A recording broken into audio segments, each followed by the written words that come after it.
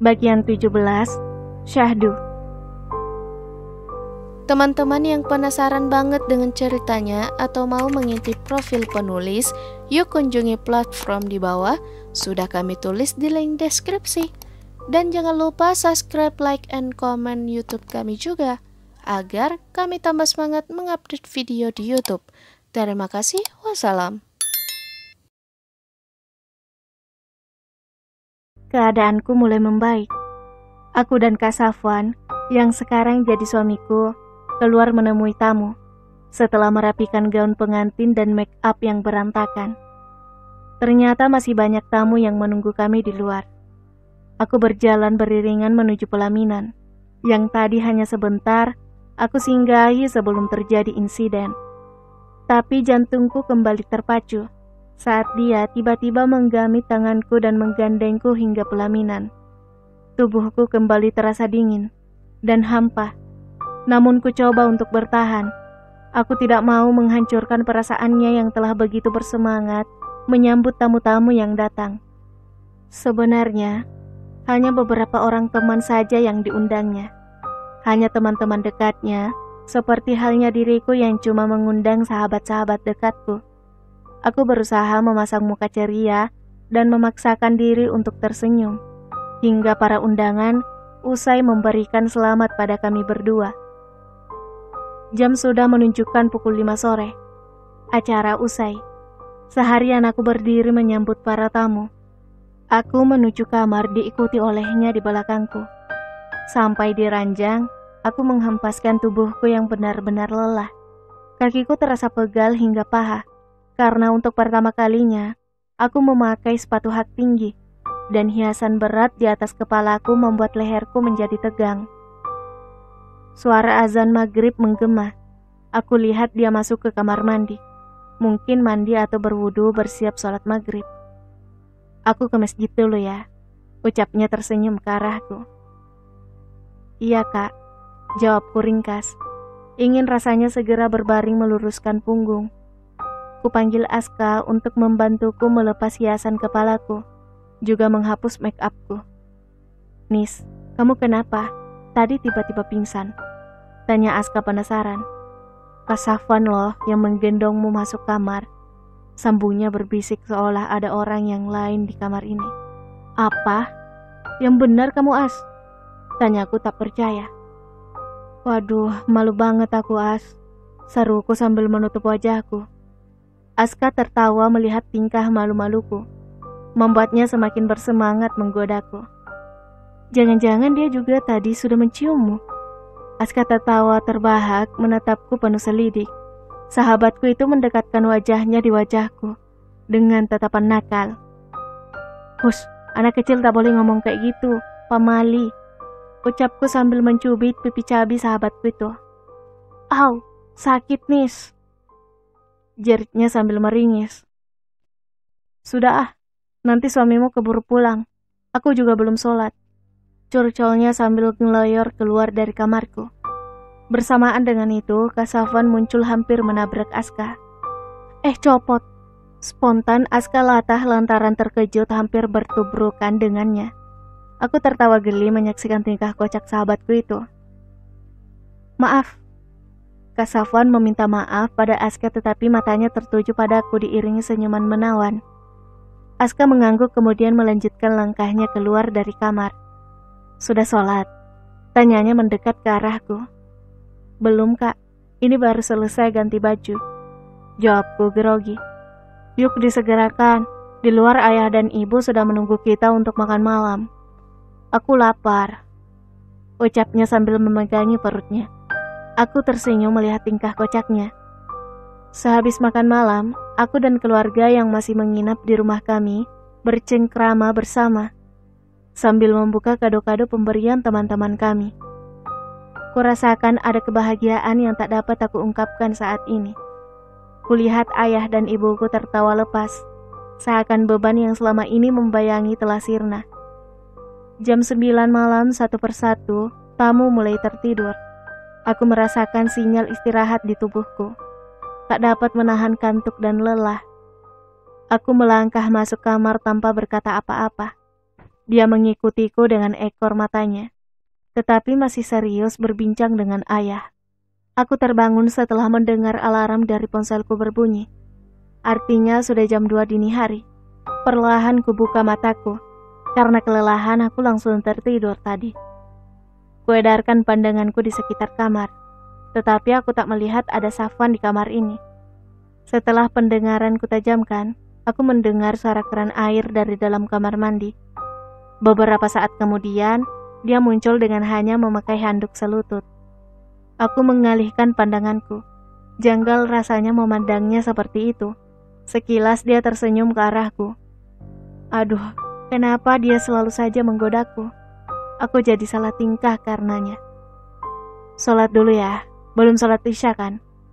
Tanyanya sambil memakai baju koko dan sarung. Iya kak, tadi aku ketiduran. Mungkin karena terlalu lelah seharian. Jawabku melangkah untuk mengambil air wudhu. Kak Safwan belum sholat isya juga. Tanyaku setelah selesai berwudhu.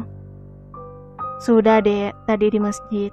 Jawabnya sambil melambaikan tangan, mengisyaratkan aku untuk mendekat padanya. Aku melangkah ragu dan duduk agak jauh darinya.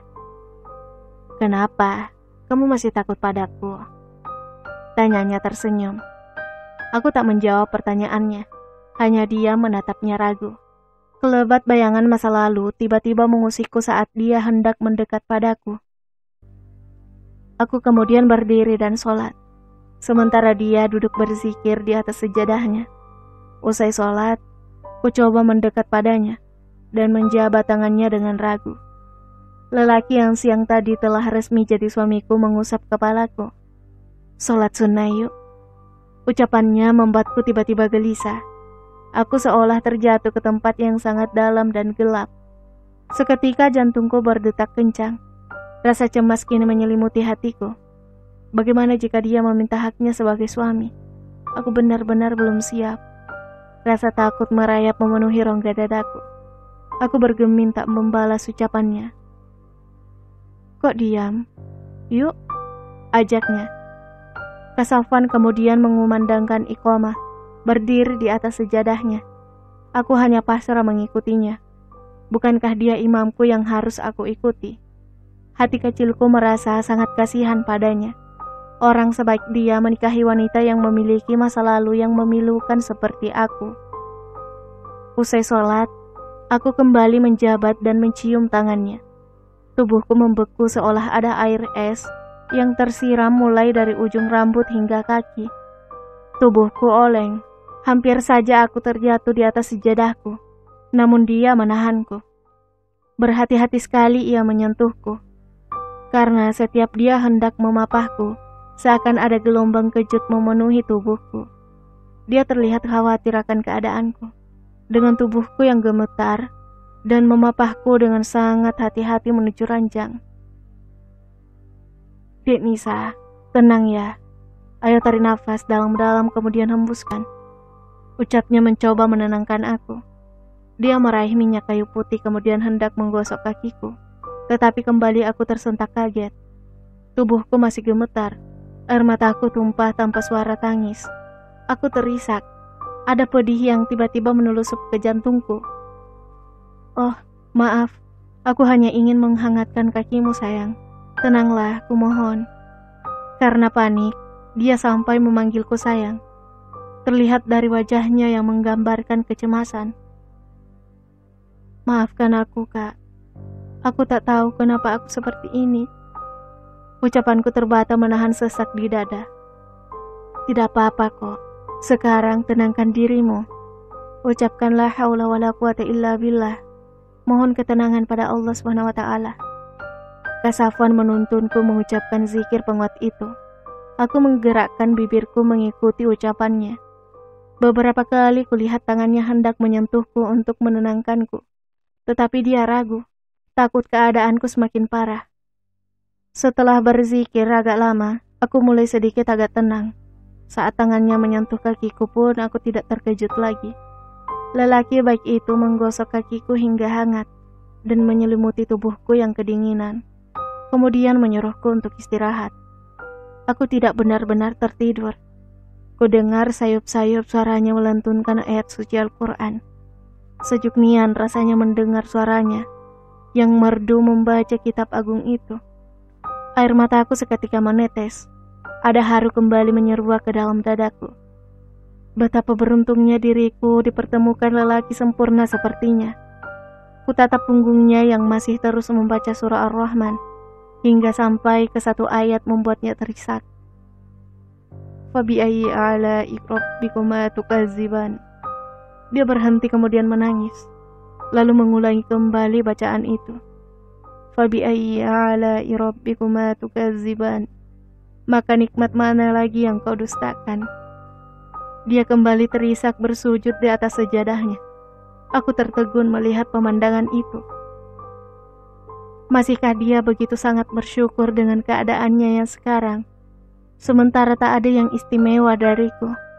Sungguh lelaki yang luar biasa yang mampu tetap bersyukur dalam keadaan apapun. Tanpa sadar, aku melangkah mendekatinya. Semakin dekat dan ia terkejut menangkap tubuhku yang tumbang di dekatnya. Sayang, kamu kenapa? Teriaknya panik. Kudongakkan kepalaku menatapnya. Apa yang kamu sangat syukuri dariku? Tanyaku lekat menatapnya. Dia membalas tatapanku dengan lembut dan senyum. Kamu tidak apa-apa kan? Tanyanya lirih, masih diselimuti kekhawatiran.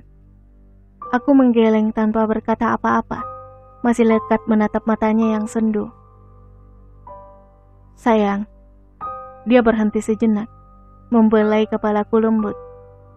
Aku bersyukur karena Allah mengizinkan aku menikah denganmu, orang yang aku cintai. Aku bersyukur karena Allah memberikan aku rasa cinta dan kebahagiaan saat bersama denganmu. Dan aku bersyukur karena Allah masih mengujiku di tengah bahagia yang aku rasakan, sehingga aku tidak lupa padanya di puncak bahagiaku. Maka nikmat mana lagi yang aku dustakan? Kata-katanya bagai embun menyejukkan hatiku. Ada rasa syukur yang teramat dalam memenuhi rongga dadaku. Perlahan aku semakin mendekat.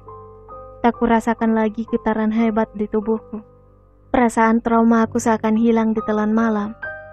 Aku meraih tangannya dan mengusapnya lembut. Dia agak terkejut melihat reaksiku. Dengan ragu, ia mengusap pipiku. Melihat aku tenang, dia mencium keningku dengan lembut. Aku merasakan getaran-getaran aneh mengalir menghangatkan tubuhku. Biarkan aku bersandar di bahumu, Kak. Biarkan aku melepas semua beban yang selama ini menderaku. Izinkan aku merasai besarnya cinta yang Allah karuniakan untukku.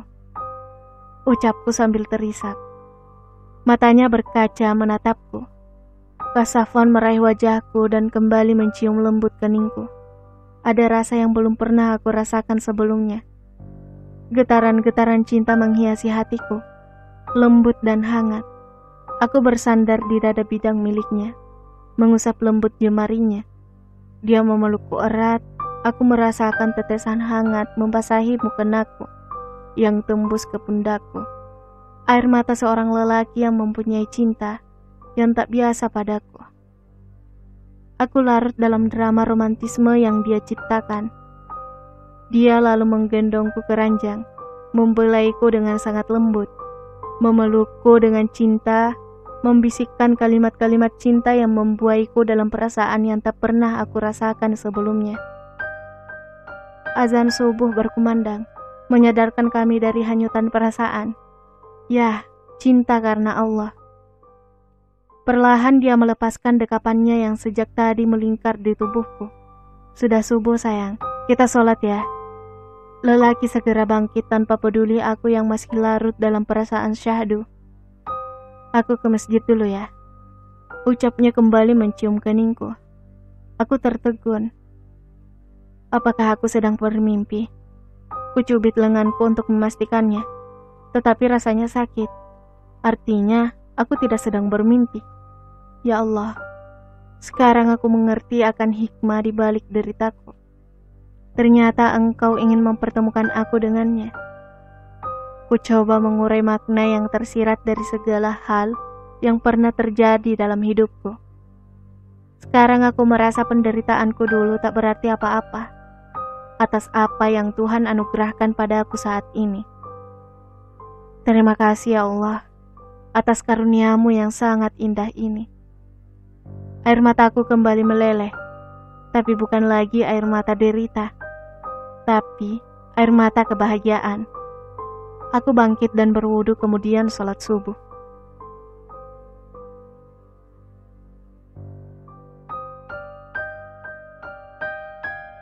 Bersambung.